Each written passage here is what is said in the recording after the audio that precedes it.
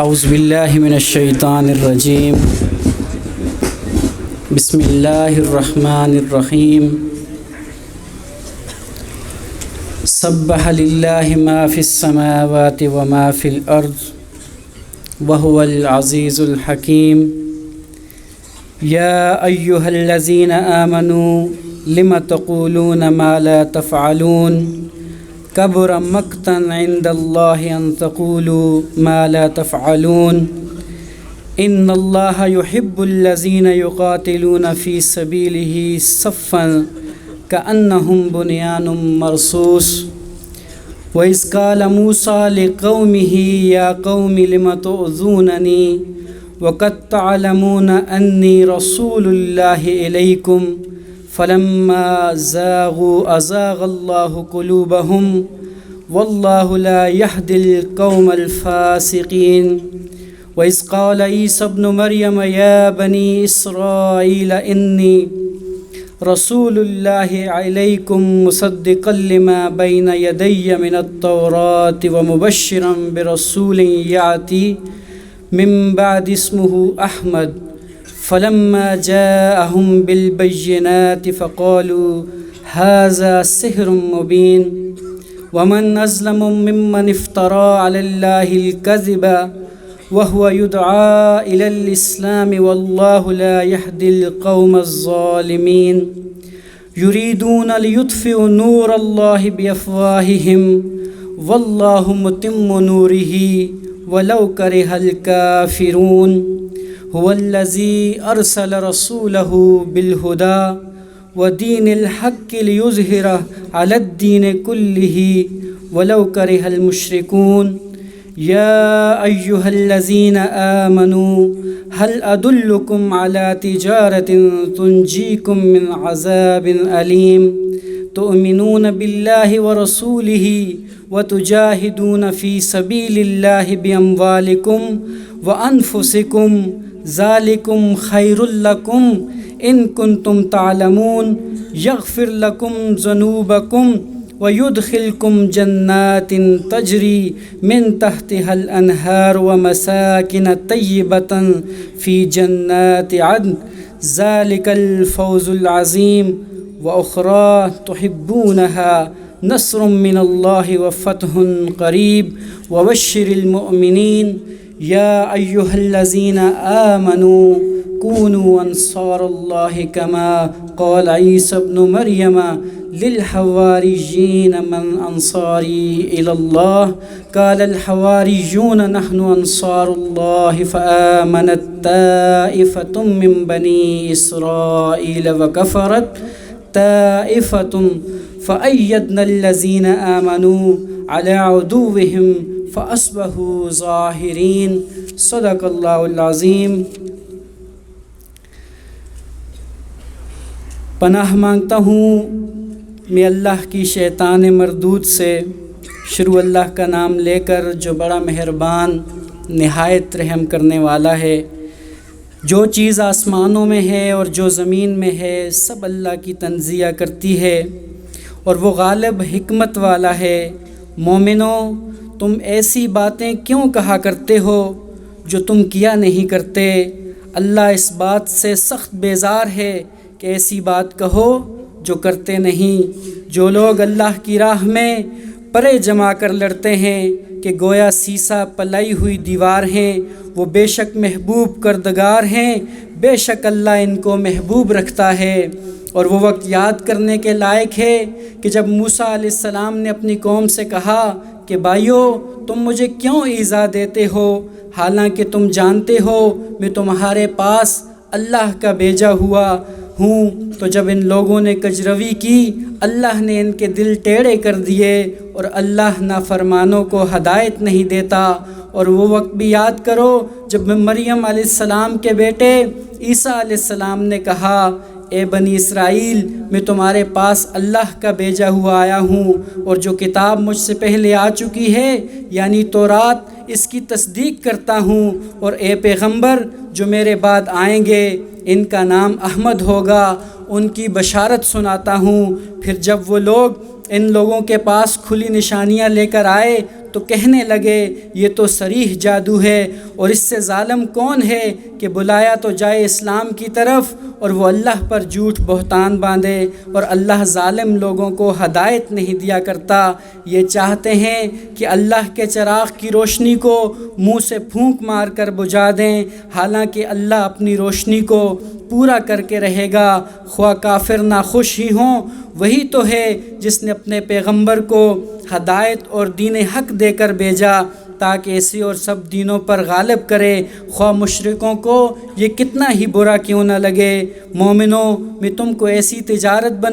بتاؤں جو تمہیں عذاب علیم سے مخلصی دے یا تمہیں ایک دردناک عذاب سے نجات بخشے؟ وہ یہ ہے کہ اللہ پر اور اس کے رسول صلی اللہ علیہ وسلم پر ایمان لاؤ اور اللہ کی راہ میں اپنے مال اور جان سے جہاد کرو۔ اگر سمجھو تو یہ تمہارے حق میں بہتر ہے، وہ تمہارے گناہ بخش دے گا اور تم کو باغ ہائے جنت میں جن میں نہریں بہہ رہی ہیں اور پاکیزہ مکانات میں جو بہشت ہائے جاویدانی میں تیار ہیں داخل کرے گا۔ یہ بڑی کامیابی ہے۔ اور ایک اور چیز جس کو تم بہت چاہتے ہو، یعنی اللہ کی طرف سے مدد اور فتح عنقریب ہوگی، اور مومنوں کو اس کی خوشخبری سنا دو۔ مومنوں، اللہ کے مددگار ہو جاؤ، جیسے عیسیٰ ابن مریم نے حواریوں سے کہا کہ بھلا کون ہے جو اللہ کی طرف بلانے میں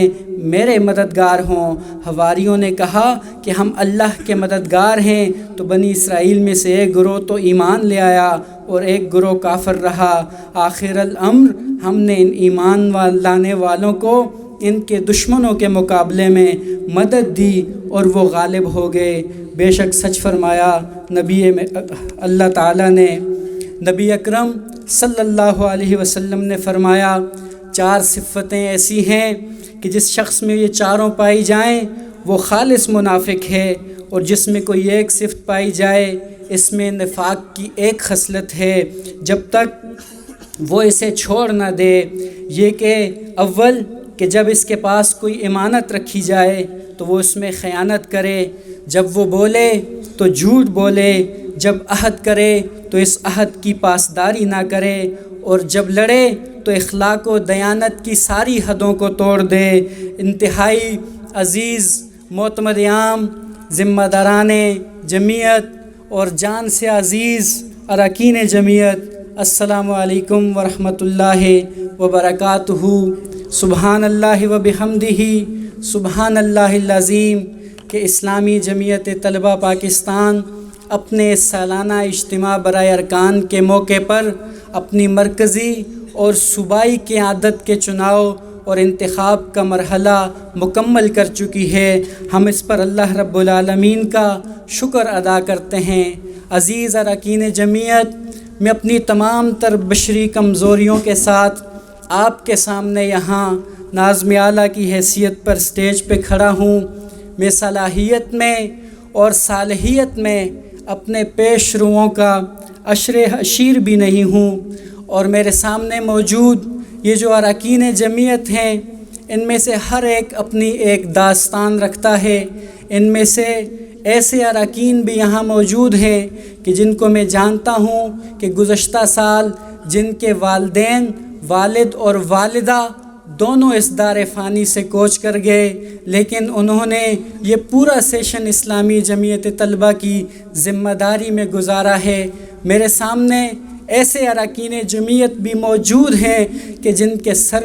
پر والد کا سایہ شفقت موجود نہیں ہے، وہ اپنے گھر کے واحد کفیل ہیں، ان پر ذمہ داریوں کا ڈھیروں بوجھ ہے۔ وہ جمعیت کی ذمہ داری کے ساتھ ساتھ اپنے گھر کی کفالت کا فریضہ بھی سر انجام دیتے ہیں۔ میں ایسے اراکین جمعیت کو بھی جانتا ہوں کہ جو اپنے گھر کے ذمہ دار ہیں اور گھر میں سب سے بڑے ہیں، اور ان سے چھوٹے بھائی وہ اچھی جابز کر رہے ہیں، وہ مزدوری کر رہے ہیں، وہ کچھ کما کے گھر میں لا کے دے رہے ہیں، اور یہ جب اپنی ذمہ داری کا بوجھ دن کو پورا کرنے کے بعد رات کو اپنے گھر میں جاتے ہیں تو اپنے والدین سے اپنی نگاہیں نہیں ملا پاتے، اپنے ان چھوٹے بھائیوں سے اپنی نگاہوں کو نہیں ملا پاتے، اور اس سب کے باوجود ان میں کچھ ایسے بھی ہیں کہ جو پاکستان کے اعلیٰ تعلیمی اداروں سے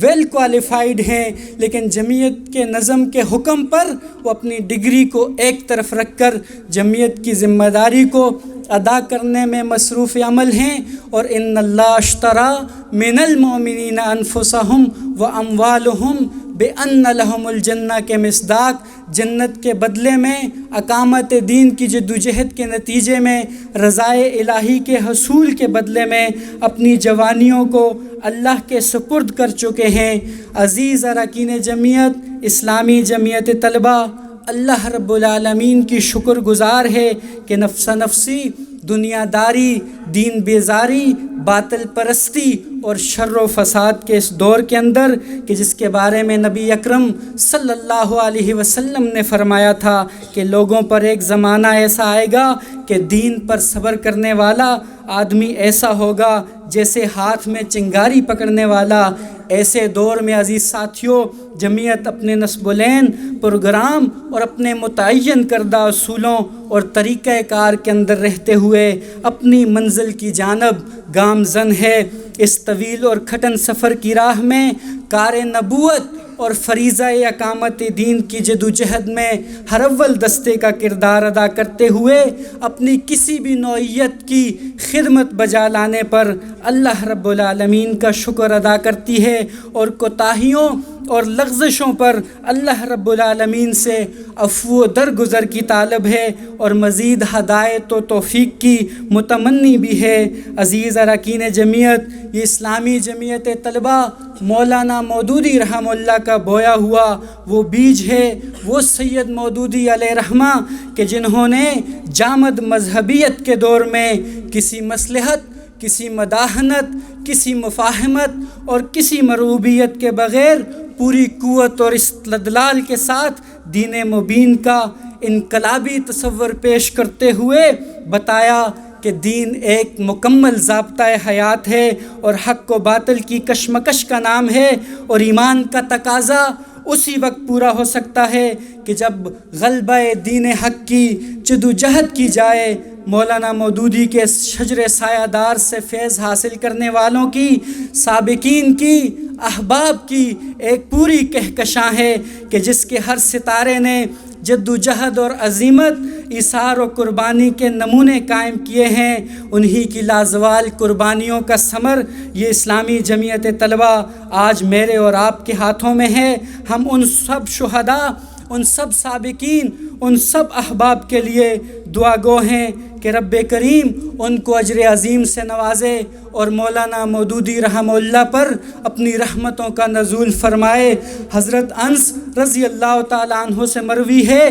کہ نبی اکرم صلی اللہ علیہ وسلم نے فرمایا کہ جس شخص میں یہ 3 باتیں ہوں گی وہ ایمان کا مزہ پائے گا۔ جو شخص صرف اللہ کی رضا کے لیے کسی سے دوستی کرے، تمام لوگوں اور چیزوں سے زیادہ اللہ اور اس کے رسول کو چاہے، جو آگ میں ڈالا جانا پسند کرے مگر پھر بھی کفر اختیار نہ کرے جبکہ اللہ نے اس کو کفر سے نجات دے دی ہو۔ اس حدیث کے مصداق میرے عزیز دوستو، اسلامی جمعیت طلبہ عہد حاضر میں بھی ان صفات و اوصاف کو زندہ رکھے ہوئے ہے کہ جو صحابہ کرام رضوان اللہ نے نبی اکرم صلی اللہ علیہ وسلم کی قیادت میں قائم کی تھی۔ یہ کیسی اسلامی جمعیت طلبہ ہے کہ فلسطین کے اندر ایک مسلمان کا لہو بہتا ہے تو پنجاب کے اندر اسلامی جمعیت طلبہ کا کارکن فلسطینیوں سے رشتہ کیا لا الہ الا اللہ کا نعرہ لگاتا ہے۔ افغانستان کے کوہساروں میں اگر کسی مظلوم مسلمان کا لہو بہتا ہے تو خیبر کی چٹانوں کے اندر اسلامی جمعیت طلبہ کا کارکن نعرہ لگاتا ہے کہ افغانیوں سے رشتہ کیا لا الہ الا اللہ۔ جامعہ کراچی کے اندر کسی کارکن کے زخمی ہونے کی اطلاع ملتی ہے تو گلگت میں بیٹھا ہوا ایک کارکن وہ بے چین ہو جاتا ہے۔ جامعہ پنجاب کے اندر کسی رکن کی گرفتاری کی اطلاع ملتی ہے تو پشاور کیمپس میں بیٹھا ہوا رکن وہ بے قرار ہو جاتا ہے۔ یہ اسلامی جمعیت طلبہ ہے کہ جس نے اس عہد حاضر میں مواخات، انسانیت، بھائی چارے اور امت کے لفظ کا بھرم رکھا ہوا ہے۔ بلا شبہ میرے عزیزو یہ رب کریم کا خاص انعام ہے، اور یہ اسی کی توفیق سے ممکن ہے کہ ہم اس اسلامی جمعیت طلبہ کا حصہ ہیں۔ میرے عزیز دوستو اور ساتھیو، اسلامی جمعیت طلبہ پاکستان نے اپنا گزشتہ یوم تاسیس، وہ 75واں یوم تاسیس منایا، اس کو ڈائمنڈ جبلی کے عنوان سے منایا، اور اسلامی جمعیت طلبہ اپنی عمر کے 75ویں سال میں داخل ہو چکی ہے۔ ہم اسلامی جمعیت طلبہ کے ان 75 سالوں کا کئی حوالوں سے جائزہ لے سکتے ہیں۔ یہ جائزہ تنقیدی بھی ہو سکتا ہے، یہ تعمیری بھی ہو سکتا ہے، لیکن تفصیل میں جائے بغیر میں اسلامی جمعیت طلبہ کے اس 74 سالہ ماضی کے چند اوراق آپ کے سامنے پلٹتا ہوں کہ اسلامی جمعیت طلبہ کے ماتھے پر کامیابیوں کے کئی تاج جڑے ہیں۔ یہ کامیابیاں علمی اور فکری محاذ پر بھی ہیں، یہ تعلیمی اور سیاسی محاذ پر بھی ہیں۔ پاکستان کی نظریاتی اور جغرافیائی سرحدات کا تحفظ ہو، تعلیمی اداروں میں باطل نظریات کے مقابل حق کا بول بالا کرنا ہو،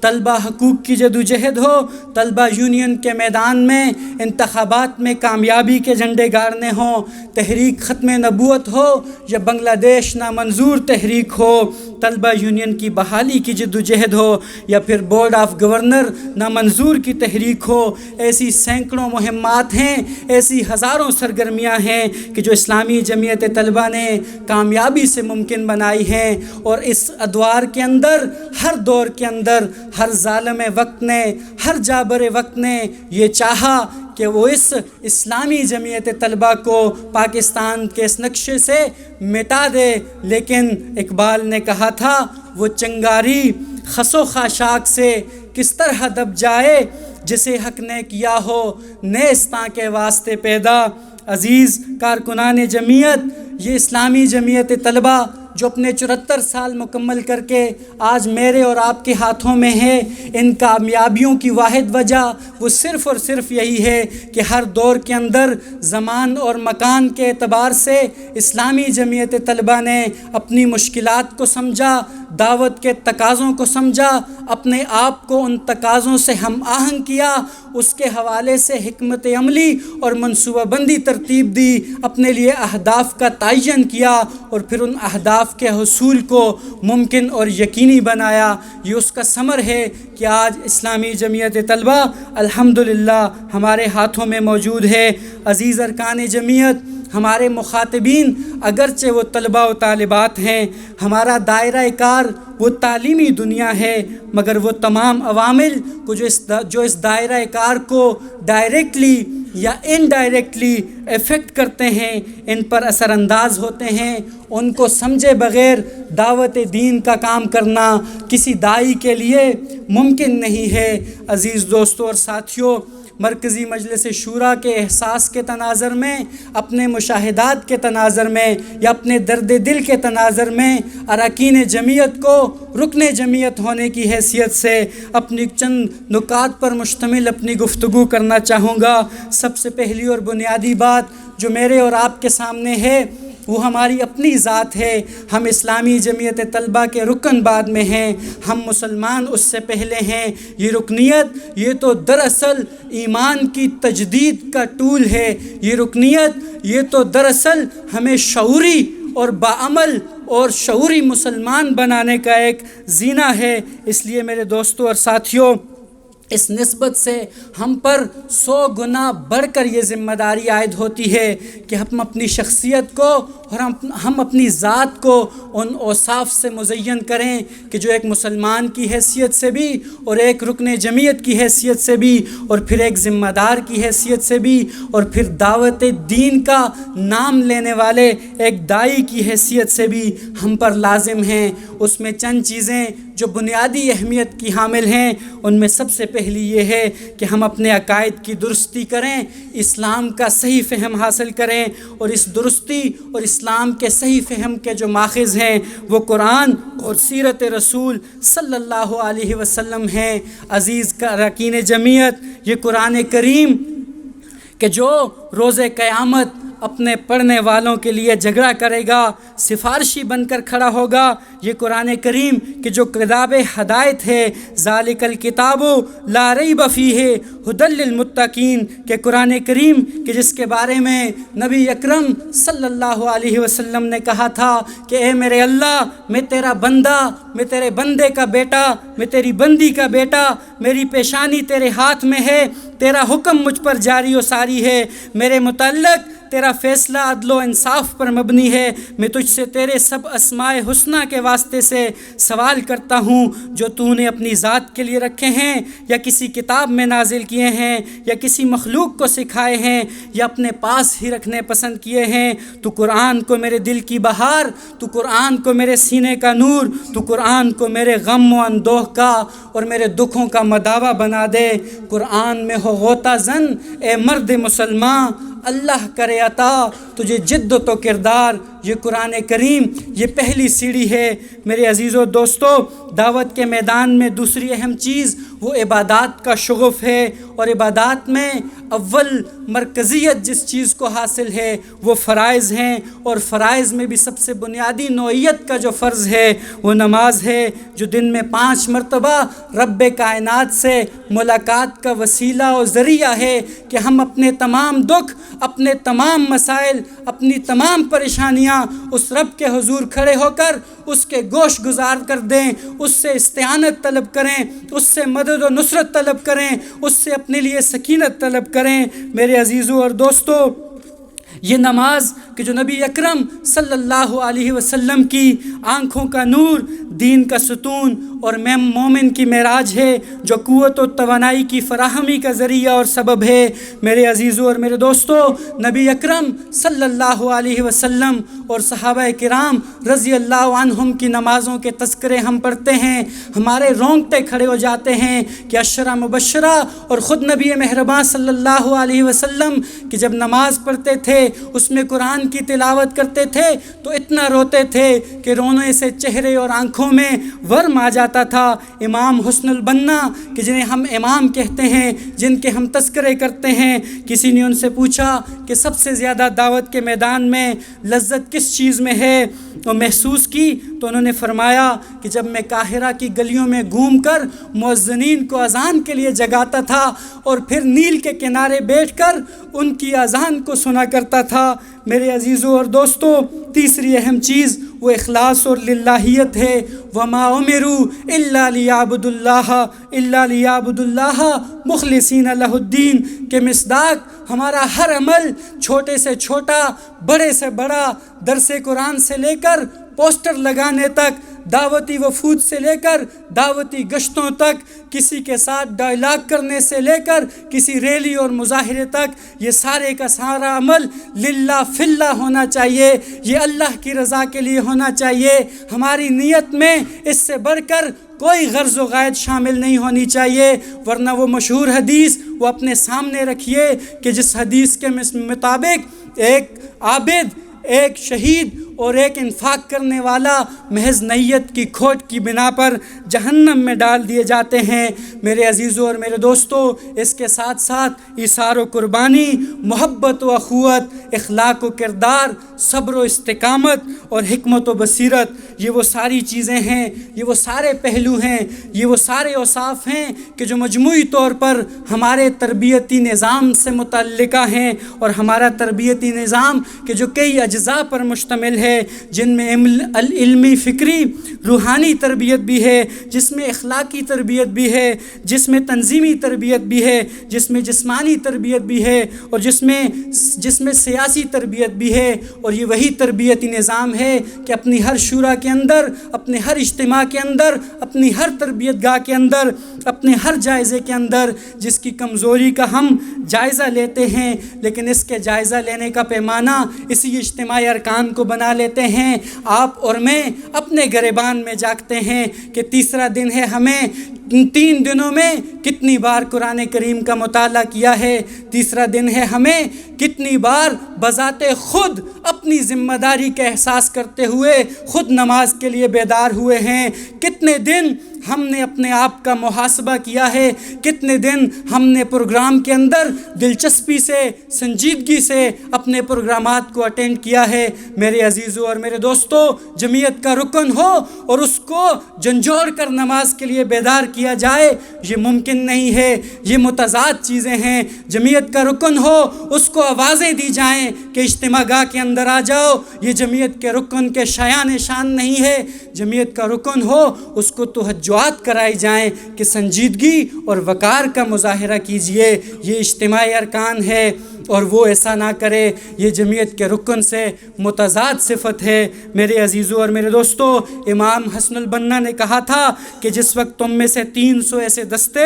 تیار ہو جائیں کہ جن میں سے ہر ایک اپنے آپ کو تیار کر چکا ہو، روحانی طور پر ایمان اور عقیدہ کی طاقت سے مسلح ہو، فکری طور پر علم و ثقافت کے جوہر سے آراستہ ہو، جسمانی طور پر ریاضت اور عسکری تربیت میں کامل ہو، اس وقت تم مجھ سے یہ مطالبہ کر سکتے ہو کہ میں تمہیں لے جا کر سمندر کی پہنائیوں کو چیر دوں، آسمان کی بلندیوں کو جالوں، ہر باطل قوت سے ٹکراؤں۔ اس وقت ایسا کرنے میں مجھے انشاءاللہ کوئی باک نہ ہوگا۔ سید مودودی، میرے اور آپ کے مرشد، نے کہا تھا، ہم دراصل ایسا گروہ تیار کرنا چاہتے ہیں جو ایک طرف زہد و تقوی میں اصطلاحی زاہدوں اور متقیوں سے بڑھ کر ہو، اور دوسری طرف دنیا کے انتظام چلانے کی قابلیت و صلاحیت دنیا داروں سے زیادہ رکھتا ہو۔ صالحین کی ایسی جماعت منظم کی جائے کہ جو خدا ترس بھی ہو، راست باز بھی ہو، دیانتدار بھی ہو، خدا کے پسندیدہ اخلاق و اوصاف سے آراستہ بھی ہو، اور اس کے ساتھ دنیا کے معاملات کو دنیا داروں سے زیادہ سمجھنے والی ہو۔ میرے عزیزوں اور میری دوستوں، میری گفتگو کا دوسرا نقطہ وہ علمی و فکری تیاری کی ضرورت ہے۔ ہماری شورا کے احساس ہوں، ہماری گفتگوؤں کا محور و مرکز ہوں یا موجودہ منظرنامہ ہو، اس کے اندر اس کی بہت اہمیت ہے۔ جس عہد اور معاشرے میں ہم اقامت دین کی جدوجہد کے لیے افراد کار کی تیاری کا کام کر رہے ہیں، یہ عہد اپنی تمام تر خصوصیات باطلہ کے ساتھ جاہلانہ افکار و نظریات کے عروج کا دور ہے۔ امت مسلمہ مجموعی طور پر تمام شعبہ ہائے زندگی میں پسپائی اور مغلوبیت کا شکار ہے۔ مغربی تہذیب کے زیر سایہ سو کال جمہوری نظام کہ جس میں انسان ہی رشد و ہدایت کا ذریعہ ہو، کہ جس میں سیکولرزم اور لبرلزم کے دل فریب نعرے ہیں، اور اس نظام نے انسانی زندگی کے، مسلم معاشروں کی انسانی زندگی کے تمام دائروں کو اپنی غلامی میں لے لیا ہے، اور ان تمام دائروں کو باطل نظریات، افکار و خیالات کا غلام بنا دیا ہے۔ میرے عزیزوں اور میرے دوستوں، آج کے ہمارے معاشرے کے نوجوان کا لائف سٹائل وہ بھی ان افکار اور نظریات کے تابع ہو چکا ہے۔ وہ نوجوان کہ جو میری اور آپ کی دعوت کا ڈائریکٹ مخاطب ہے، مغرب سے مستعار لیے ہوئے اس نظام کے زیر سایہ معیشت، سود کی جکڑ بندیوں میں عالمی مالیاتی اداروں کی غلام ہے۔ اس نظام کے زیر سایہ نظام سیاست کسی فکر و نظریہ، مکالمہ و کردار اور کارکردگی نہیں بلکہ چاپلوسی اور غلامی کی مرہون منت ہے۔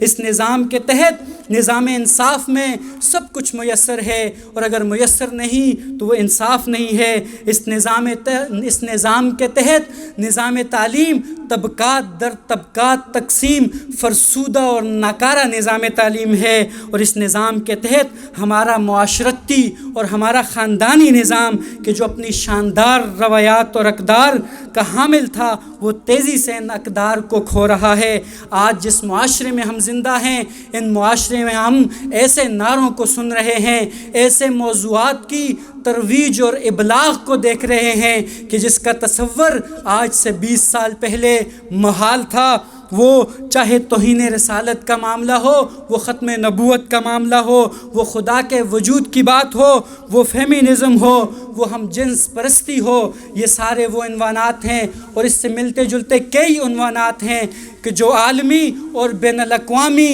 موضوعات کے تناظر میں جن سے ہمارا سابقہ درپیش ہے۔ یہ سب میرے عزیز دوستوں اور ساتھیوں ہمارے لیے سوچنے کی بات ہے کہ ہم اپنے آپ کو مولانا مودودی رحمہ اللہ کے علمی اور فکری وارث کہتے ہیں. ہم یہ دعویٰ کرتے ہیں کہ ہم سیدی کے فکری جانشین ہیں. اس نسبت سے اور اس حیثیت سے آج کے اس پورے سیناریو کے اندر ہمارے ایک رکن کی اور ہمارے ایک ذمہ دار کی کیا تیاری ہے. میرے عزیزوں اور دوستوں، ان تمام عہد کے مسائل کو سامنے رکھتے ہوئے اسلام کے بنیادی اصولوں کی روشنی میں ان سب کا توڑ کرنا تو محال، ہم کم از کم خود بھی ان سے پوری طرح آگاہ نہیں ہیں. میرے دوستوں اور ساتھیوں، سید مودودی رحمہ اللہ کے فکری وارث ہونے کی حیثیت سے اپنے مولانا مودودی رحمہ اللہ نے اپنے دور کے اندر اس سے کئی گنا بڑے فسادات کا، چیلنجز کا، افکار کا، نظریات کا مقابلہ کیا تھا، توڑ کیا تھا، جواب دیا تھا. متبادل نظام اسلام سے اجتہاد کر کے پیش کیا تھا. میرے دوستوں اور ساتھیوں، یہ ہم پر منحصر ہے کہ ہم اپنے ماضی کے اوراق میں زندہ رہیں، ماضی کے کارنامے گنوائیں، یا پھر اپنے آپ کو اس علمی و فکری جنگ کے لیے تیار کر لیں. میرے عزیزوں، ایک مثال دیتا ہوں کہ اسلامی جمعیت طلبہ کے قیام کے بعد ہی سے پاکستان کے اندر اسلامی نظام تعلیم کا پورا اسپیکٹرم اور یہ پورا چیپٹر یہ اسلامی جمعیت طلبہ کے حوالے ہوا تھا. ہم اپنا جائزہ لیتے ہیں کہ آیا آج ہم اس قابل ہیں کہ ہم موجودہ حکومت کو اسلامی نظام تعلیم کا خاکہ دے سکیں. اسلامی نظام تعلیم کا خاکہ تو درکنار، موجودہ جو یکساں نصاب تعلیم کا مسئلہ ہے، ہم اب تک اپنی تمام تنظیموں کے اندر، چاہے وہ تعلیمی ہوں، اساتذہ کی ہوں، جمعیت کی ہوں، جماعت کی ہوں، ہم اس پر کوئی بھرپور مدلل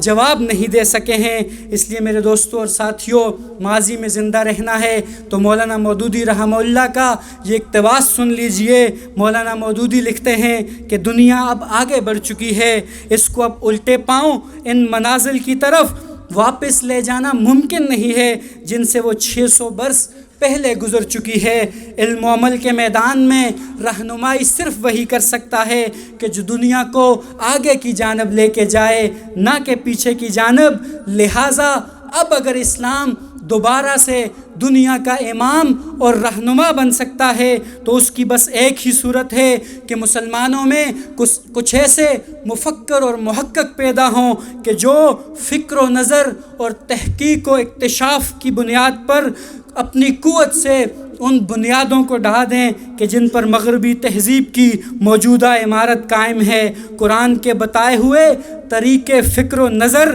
پر آثار کے مشاہدے اور حقائق کی جستجو سے ایک نئے نظام فلسفہ کی بنیاد رکھیں جو خالص اسلامی فکر کا نتیجہ ہو. ایک نئی حکمت طبی نیچرل سائنس کی عمارت اٹھائیں کہ جو قرآن کی ڈالی ہوئی داغ بیل پر اٹھے. میرے عزیزوں اور دوستوں، اس کے لیے تیاری یہ اسلامی جمعیت طلبہ کا انتہائی اہم اور بہت بڑا چیلنج ہے، بلکہ یہ پوری تحریک اسلامی کا چیلنج ہے. میرے عزیزوں، اگلا نقطہ وہ پاکستان کے تعلیمی ادارے ہیں کہ جن کے اندر میں اور آپ پڑھتے ہیں، جن کے اندر ہم اقامت دین کے لیے رجال کار کی تیاری کا کام کرتے ہیں. اس وقت پاکستان کے مجموعی پرائمری سے لے کر گریجویشن اور پوسٹ گریجویشن تک کل تعلیمی اداروں کے اندر پڑھنے والے طلباء و طالبات جو پبلک سیکٹر کے اندر ہیں وہ 29.4 ملین ہیں، اور جو پرائیویٹ سیکٹر کے اندر ہیں وہ 22.70 ملین ہیں.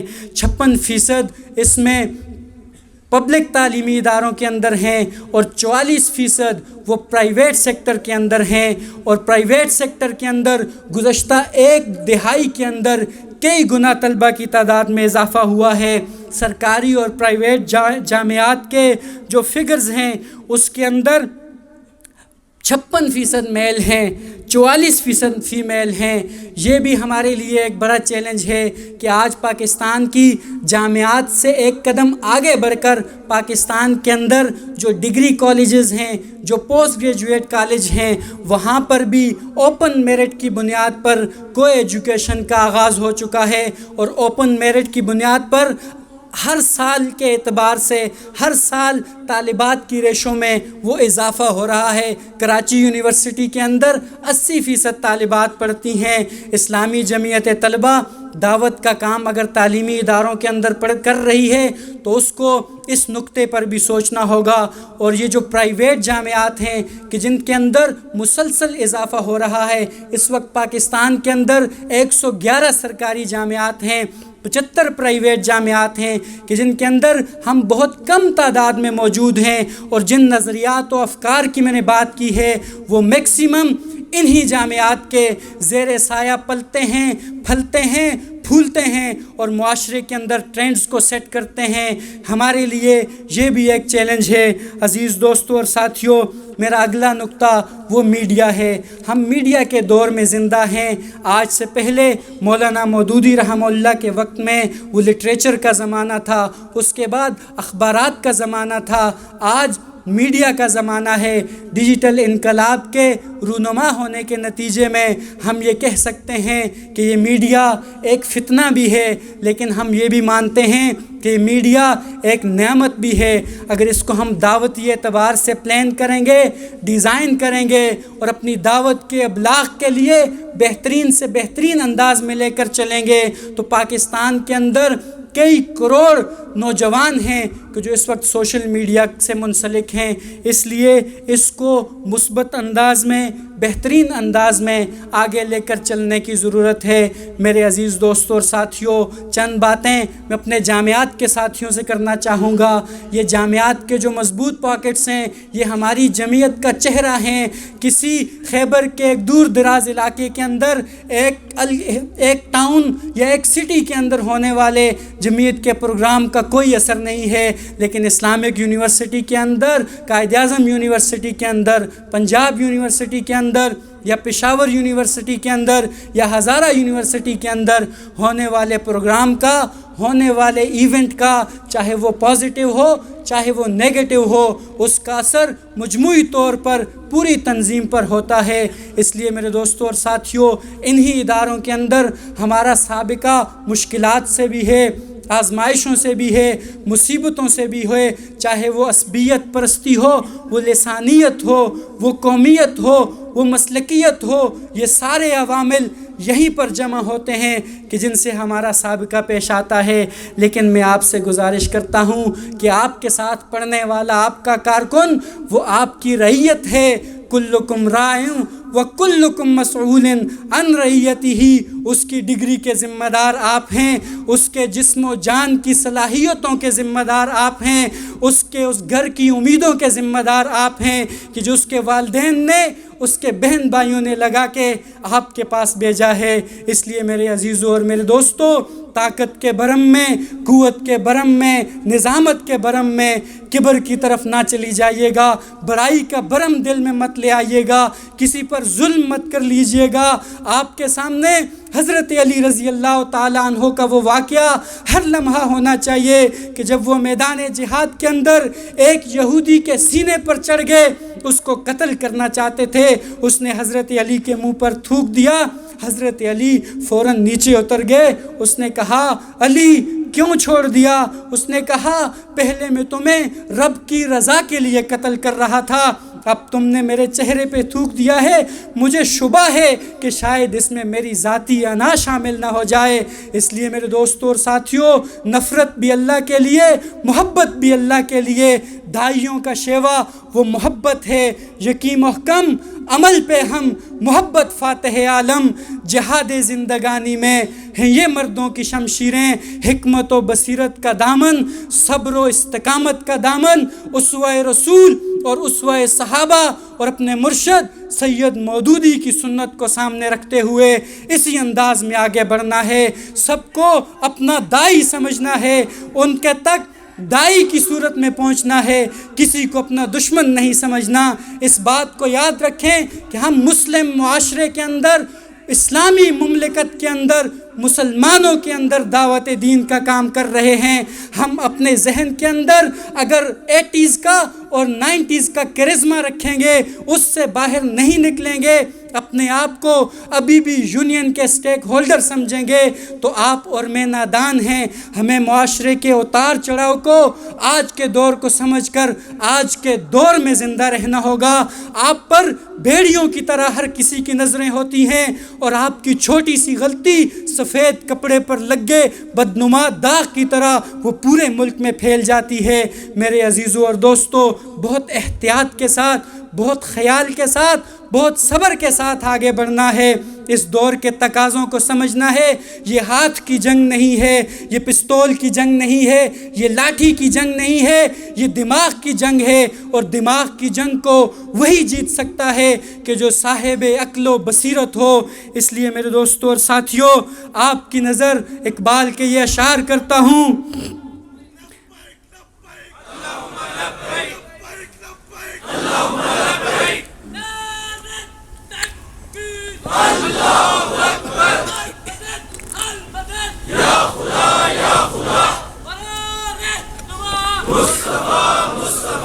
اس میدان عمل میں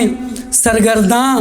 اور پیہم رواں ان ساتھیوں کے لیے اقبال نے شاید کہا تھا کہ اس کی نفرت بھی عمیق، اس کی محبت بھی عمیق، قہر بھی اس کا ہے اللہ کے بندوں پہ شفیق، پرورش پاتا ہے تقلید کی تاریکی میں، ہے مگر اس کی طبیعت کا تقاضا تخلیق، مثل خورشید سحر فکر کی تابانی میں، بات میں سادہ و آزادہ معانی میں دقیق، اس کا انداز نظر اپنے زمانے سے جدا، اس کے احوال سے محروم نہیں پیران طریق۔ میرے عزیز دوستوں اور ساتھیوں، آخری بات نظام جمعیت کے حوالے سے کروں گا۔ یہ نظام جمعیت ہے، اس کے نصب العین، اس کے پروگرام اور اس دستور کے تحت اسلامی جمعیت طلبہ کی شاندار اور درخشندہ روایات کہ آج میں آپ کے سامنے ہوں، مجھ سے سینئر یہاں پر بیٹھے ہیں، میرے سابق وہاں دریوں پر بیٹھے ہیں، ہم اس پر آنچ نہیں آنے دیں گے۔ میرے عزیزوں اور دوستوں،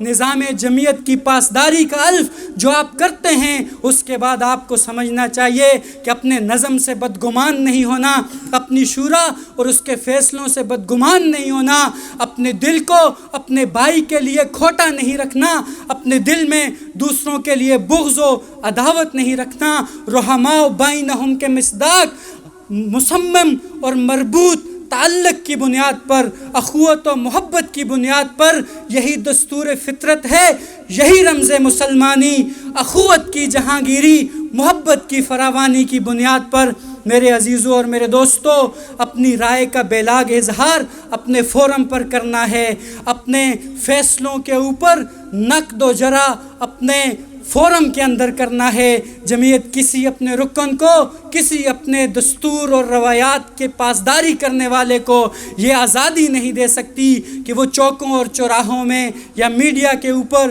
وہ یہ چیز کرے۔ اس کے ساتھ ساتھ میرے دوستوں اور ساتھیوں، ذمہ داریوں کی لالچ ہماری تحریک کے لیے جان لیوا ہے، زہر قاتل ہے۔ اثاثہ جات کی حفاظت، اس کا تحفظ میری اور آپ کی اولین ذمہ داری ہے۔ میرے دوستوں اور میرے ساتھیوں، یہاں پر وہ لوگ بھی بیٹھے ہیں کہ جو اگلے کچھ لمحوں میں اپنی عملی زندگی کے اندر چلے جائیں گے، ان کے لیے میں مولانا مودودی رحمہ اللہ کے یہ تحریر کرتا ہوں۔ اسلامی جمعیت طلبہ کو یہ حق پہنچتا ہے کہ وہ اپنے نوشتہ دیوار کا نام سحر رکھے کہ جس نظام تعلیم کی درسگاہوں کو دیکھ کر اکبر چیخ اٹھا تھا کہ افسوس کہ فرعون کو کالج کی نہ سوجی، اس کی کھوک سے موسیٰ صفت نسل جنم لینے لگے۔ تو یہ واقعی ایک سحر کی علامت ہے، لیکن خبردار آپ کی یہ سحر کہیں صبح کاذب ثابت نہ ہو، اسے صبح صادق بنائیے۔ سحری کھا کر سو نہ جائیے، پو پھٹتے ہی نماز کی تیاری کیجئے۔ دوران تعلیم دین کا چرچا کرنا اور تعلیم سے فارغ ہوتے ہی دنیا کی طلب میں گم ہو جانا ایسا ہی ہے جیسے کوئی سحری کھا کر سو جائے۔ آپ کی نماز یہ ہے کہ جو تیاری آپ نے زمانہ طالب علمی میں کی ہے، اسے کالجوں سے نکلنے کے بعد پوری طرح اقامت دین کی صحیح میں استعمال کریں۔ اس طرح آپ رات کی تاریکی کو دن کی روشنی میں بدل سکیں گے۔ اس طرح آپ کی صبح صادق ثابت ہوگی۔ میرے عزیز دوستوں اور ساتھیوں، کوئی کسی کو یہ تانا نہ دے کہ آپ کا فلاں کارکن وہ تحریک اسلامی کا حصہ نہیں ہے، آپ کا فلاں کارکن وہ تحریک اسلامی کے نظم کی اطاعت نہیں کرتا، آپ کا فلاں کارکن وہ دنیا کی رنگینیوں میں اس کی چکا چوند کا اسیر ہو کے معاشرے کی رہنائیوں میں گم ہو چکا ہے۔ آپ کے ناظم کو کوئی یہ تانا نہیں ملنا چاہیے کہ آپ کا کارکن، آپ کا تربیت یافتہ وہ کسی ایسی تحریک کا حصہ ہے کہ جس کا مقصود اس دنیا داری ہے، جس کا مقصود دنیا کے لیے اقتدار ہے، جس کا مقصود اپنے مفادات ہیں۔ میرے عزیز دوستوں اور ساتھیوں، یہاں پہ کچھ ایسے ساتھی ہیں کہ جو اگلے لمحوں میں اپنی عملی زندگی میں جائیں گے، انہوں نے اپنی زندگی کے بہترین ایام اللہ رب العالمین کی اس راہ میں پیش کیے ہیں، اپنے